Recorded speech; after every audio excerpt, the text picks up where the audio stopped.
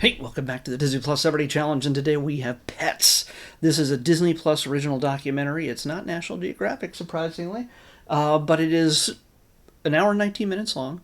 It is from 2025. It is directed and produced, co-produced by Bryce Dallas Howard. You know her from her other directing work with The Mandalorian and some of the other Star Wars projects. She's the voice of Yaddle in the animated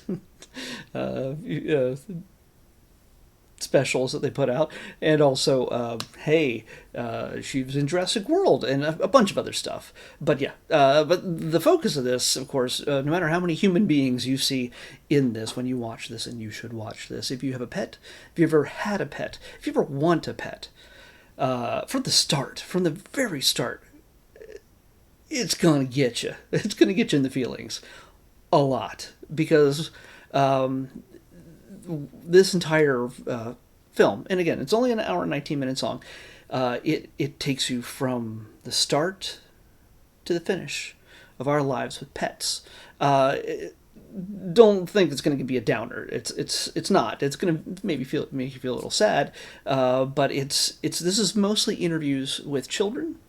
There's a few features about different people who work with animals, who raise animals, who treat animals, who rescue animals, who are adopting animals.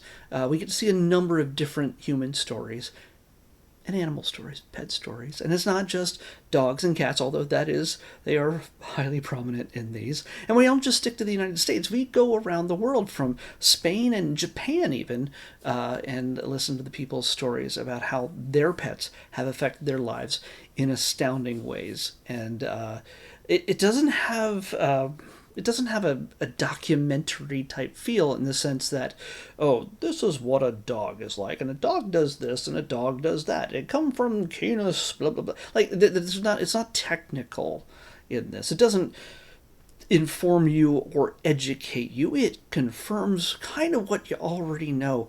You love your pets.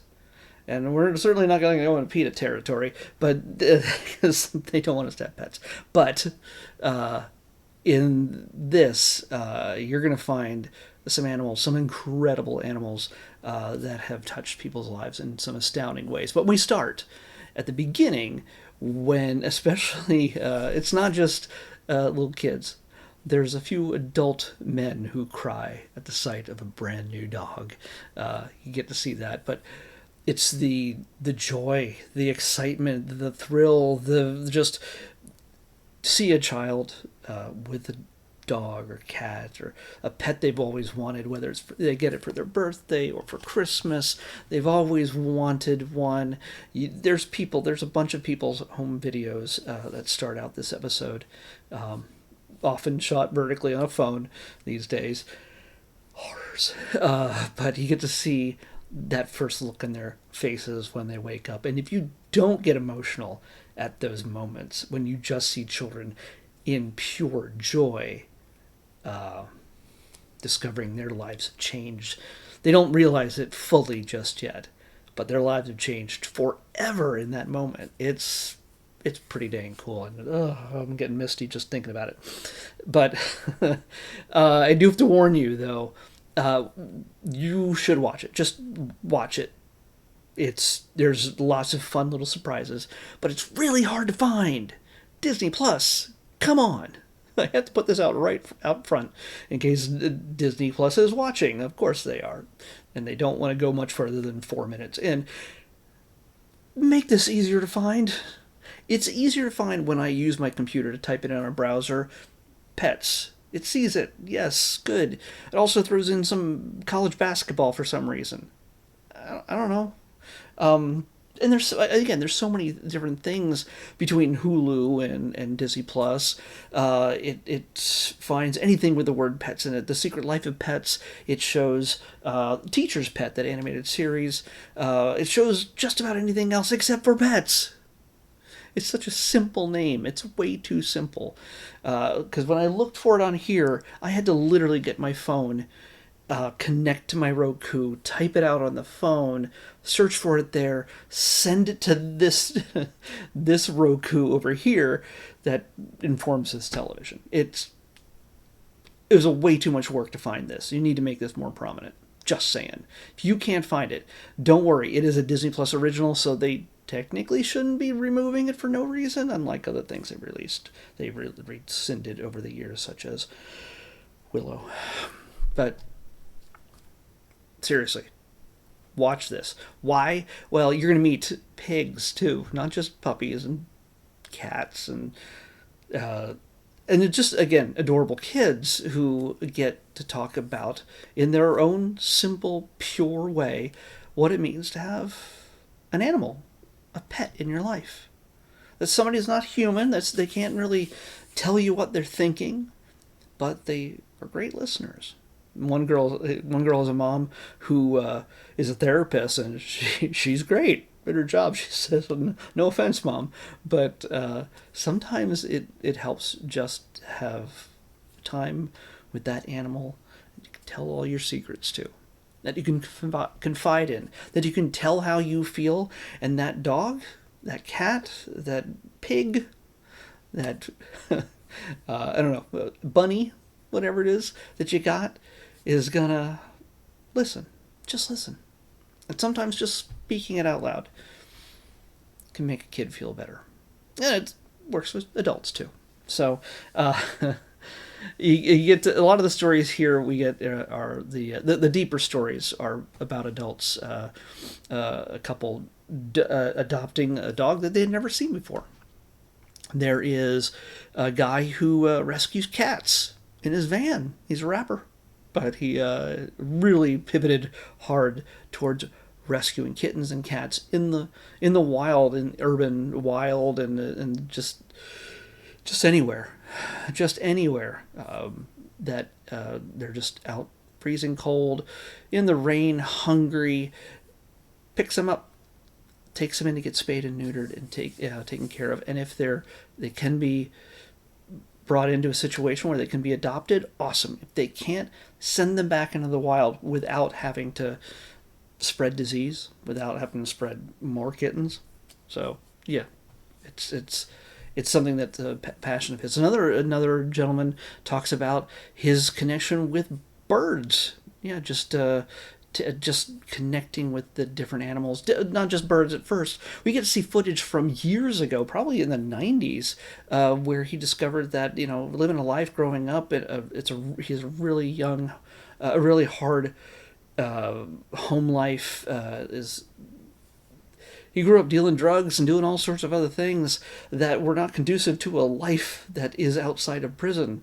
But when he discovered a passion for making this community better, seeing that so many animals in where he lives were in need, and it seemed like an obvious choice to seek to help them. We get a couple who had never had an interest in having kids, but man, you know what? Some four-legged kids might be fine, including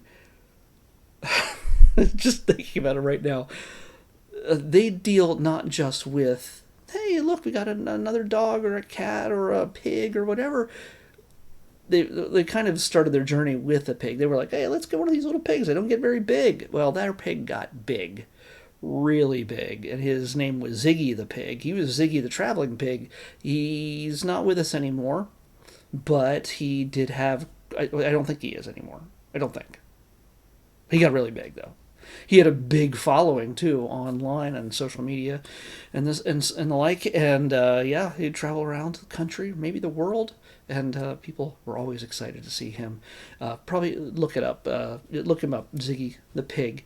And they adopted a number of other animals over the years that were in need, special needs. They couldn't walk right. They had deformed legs. Some their back halves just weren't even formed correctly or did not work, including one they named Zippy. They're big with the Z names, but Zippy the pig is this little ball of energy that has only the two front legs that are working, and he just can't stop moving and dragging his little legs behind him.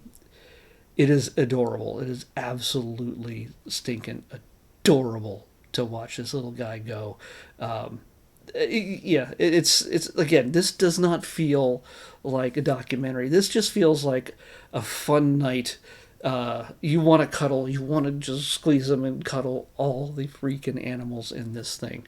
It's And if you don't have an animal in your apartment or home, allows you to doesn't allow you to have animals, well, you're going to want to move. I think this is going to make you really want to have pets in the home.